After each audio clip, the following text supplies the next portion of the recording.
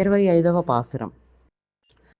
నిన్నటి పాసురంలో శ్రీకృష్ణుడు మెల్లగా కనులు తెరిచి మేల్కొని గోపికల అభ్యర్థన మేరకు శయనాగారంలోంచి సింహంలాగా నడుచుకుంటూ వచ్చి ఆయన సింహాసనం మీద కూర్చుని ఉంటారు. అప్పుడు గోపికలందరూ కూడా మంగళాశాసనం పాడతారు కదా.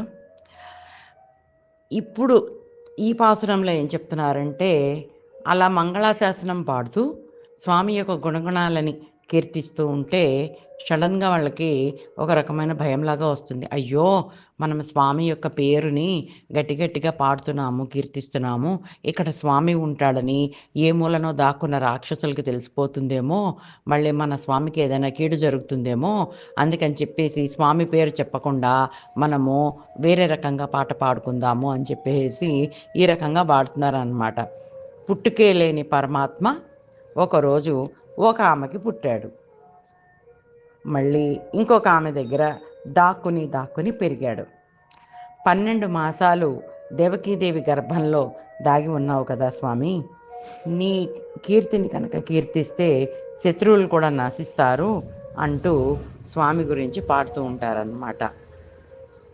ఇక్కడ ఏమవుతుందంటేనండి, అవతార రహస్య జ్ఞానం అంటారు దీన్ని. స్వామి యొక్క అవతారం గురించి ఈ పాసురంలో పాడుతున్నారు. ఎవరికి పుట్టారైనా దేవకీదేవికి. ఈ దేవకీదేవిట పరమాత్మని అడుగుతుందిట, స్వామి నువ్వు నా కడుపున పుట్టాలి అని కోరుకుంటుందట. అందుకని ఏం చేశాడు పరమాత్మ, ఆమె కడుపున జన్మించాడు.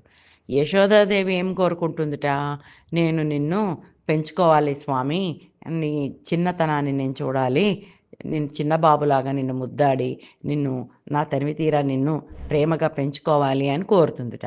అంటే ఏమిటి అంటే, నా కడుపును పుట్టాలనే కదా అర్థము. కానీ అలా కాదు, భగవంతుడిని కోరికలు అడిగేటప్పుడు జాగ్రత్తగా కోరుకోవాలన్నమాట.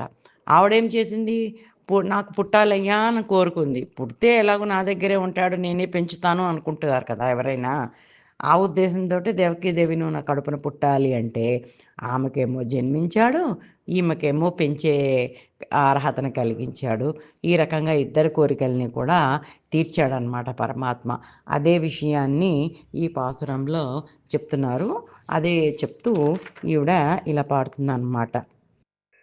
ஒருத்தி மகனாய் பிறந்து ஓரிரிவில் ஒருத்தி மகனாய் ஒளித்து வளரா தரக்கிலானாகித்தான் தீங்கு நிறைந்திரா கருத்தை பிழைப்பித்து கஞ்சன் வயித்தில் நெருப்பென்ன நின்று நெடுமாலே உன்னை அரித்தித்து வந்தோம் பறை தருதியாகில் திருத்தக்க செல்வமும் సేవగమం యాం పాడి వరుత్తమం తీరెందు మగిళిందేలోరెంబావాయ్ అని చెప్పి గోదాదేవి కీర్తిస్తుంది.